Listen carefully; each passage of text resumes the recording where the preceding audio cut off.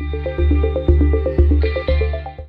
there, my name is Asim and today I'm going to be talking about Warcraft, specifically if I found the film enjoyable as someone who has never played the game, never delved into the world or even watched someone play the game. Before we get into specifics, positives and negatives, we must address the first question coming out of Warcraft. Is this the film that breaks the video game movie curse? Is it good enough to be that turning point? Because we've had some stinkers in the past. The answer is yes and no. The key to a video game adaptation is making it so that it's enjoyable for fans of the product as well as general audiences, just like Marvel is doing with their shared cinematic universe. Warcraft is very much made for fans of the product, with general audiences being an afterthought, and there's nothing wrong with that unless you want to reach a larger audience. And when your film costs $160 million to make, you need to reach a larger audience. And just to put that figure into perspective, with $160 million you could have funded 5 District 9s, 10,666 paranormal activities, and 160 Rocky films.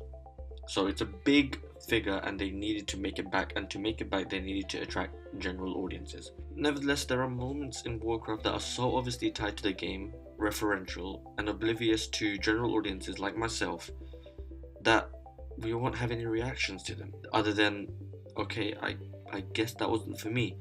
And to be perfectly honest, there are lots of moments like that, moments so obviously meant to nod and wink that you sigh and slump a little bit more back into your seat. But the biggest problem with Warcraft, ignoring all the ties to the video games itself, is the human performances. Everyone except Travis Fimmel as Andu and Lothar seems to be yawning and walking through the films.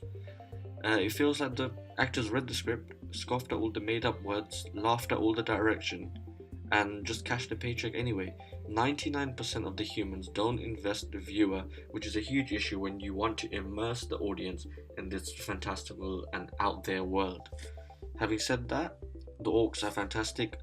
After obviously seeing and being influenced by the success of Dawn of the Planet of the Apes and Rise of the Planet of the Apes, Warcraft's portrayal of the non-humans is far superior and oddly more human than that of the actual humans. They seem to be more nuanced, better actors behind the digital makeup and a far better story.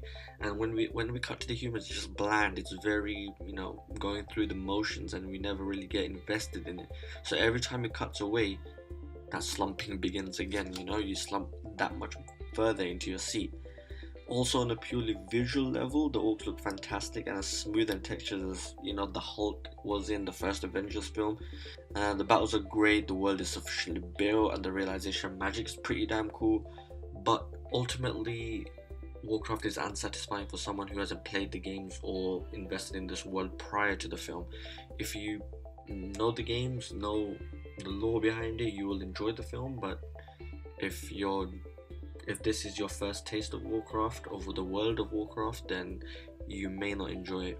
Essentially, the crux of the film, the moments that are meant to make you feel empathy, sympathy, and apathy are crafted in the notion that you have played the game or know something of the world. No moment hinges more on this preconceived idea of Warcraft than the final scene, which I won't spoil here, which was obviously a call to Warcraft fans, but a throwaway for someone who's never touched the game, never seen anything, don't know these characters until this very film. There isn't enough introductory storytelling here, no setup for payoffs, just payoffs all the way through, and all that makes the general audience do is just slump back into the seat and enjoy the spectacle, but not the actual story or the narrative or where the narrative is heading. And that's bad when you're building a franchise. Basically, Warcraft feels like a sequel rather than the first game in a budding franchise, and that's the biggest problem with Warcraft. It feels like a continuation of the games rather than a reinvigoration of the games and new strand of storytelling rather than its own thing. And that's why new audiences won't immediately like it. I know I didn't like it as much as I wanted to. Having said all of that, the film is perfectly enjoyable if you allow yourself to enjoy it. If you're a fan of the games, you will definitely enjoy it. If you're not a fan of the games or never even heard of World of Warcraft, you have to watch it for the fantasy, you have to just soak in the battles, you have to soak in the visual effects, which are pretty damn good, and most importantly, just enjoy the scenes with the orcs. No matter how you feel about the human scenes, the orc scenes are pretty damn enjoyable, but no, there are moments that will fly over your head, and you just have to accept that and hope that you're not slumping in your seat throughout the entirety of the film. Your money for their product. But then Marvel found that they had holes between each cinematic release that they needed to plug. As a result, shows like Agents of S.H.I.E.L.D., Agent Carter, Daredevil, Jessica Jones, and